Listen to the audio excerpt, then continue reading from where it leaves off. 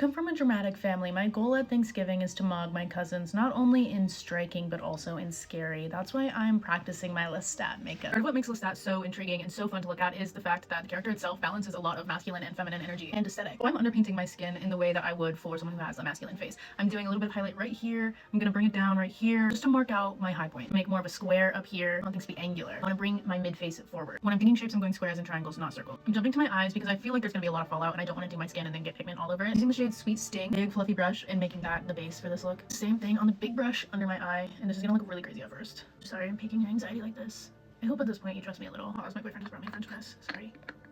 Next up, we're going in with the darker brown, but still pretty warm. I'm gonna use the Dark Paradise shade. This is the Morphe palette. Oh no, this is what it looks like. Create the shape that I'm looking for, which is kind of an exaggerated wing here. Not exaggerated in terms of it being long, but exaggerated in terms of it going high on my lid, if that makes sense. This is where I do want soft edges and curves. This is the feminine part of the look. So I'm just creating this shape, and then I'll blend it out later. I'm gonna do a line under my eyes. Keep this one pretty close to your lashes, your lower lashes. I'm really not using any pressure at all, like just brushing it so slightly against my skin. People don't think about the technique when they're applying like that, but really how hard and soft you are with the brush matters a ton. And if you struggle with blend, the chances that you're not using the brush properly and you're pushing it too hard into your skin and it's creating like a harsh line are very high. Because if you do soft, it'll kind of create a natural blend for you. Like I haven't blended at all yet. Big brush again and blending out the edges with that. Like I wish I could show you how slightly I'm holding it against my skin. Go between tapping and blending like this. Last but not least, you're gonna take an itty bitty guy and get a dark brown and create the final layer, and in that one I'm going to keep it really close to my lashes and wing it out a bit and do the same on the inner corner.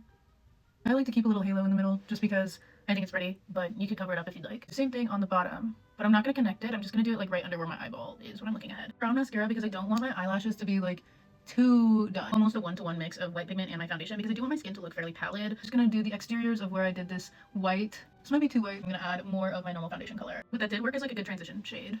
That's everything tapped in. I tapped the lightest parts into the lightest parts and the darker parts into the darker parts, trying to preserve some of that underpainting in the wash part, I guess. I'm gonna add a little bit of bronzer, but I'm gonna add it the way I would do a man. Again, I'm gonna do this panel. It's no longer about making like that soft 3 shape. It's about angles and definition. Also creating a pretty strong chin line. Do the same up here.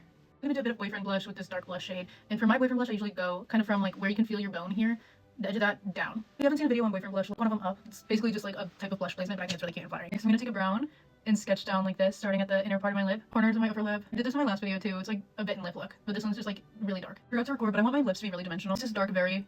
The edges I'm gonna use more of a true red. And I'm gonna blend it all out with a brush like this, a little bit like below your lip line. And then you're gonna take your powder and load your brush up with it and put it right over your lips. This also sets your lips really well, so if you're gonna be drinking wine, it'll stay in place. Then I'm gonna get a brown lip gloss and put that over top. This look is already done, but because it's a stat, I'm going to do a little bit of this gold foil pigment from Danessa Myricks and do it just right under my eye. And I might do some on the exterior too of my waterline. This is the perfect Vampy makeup.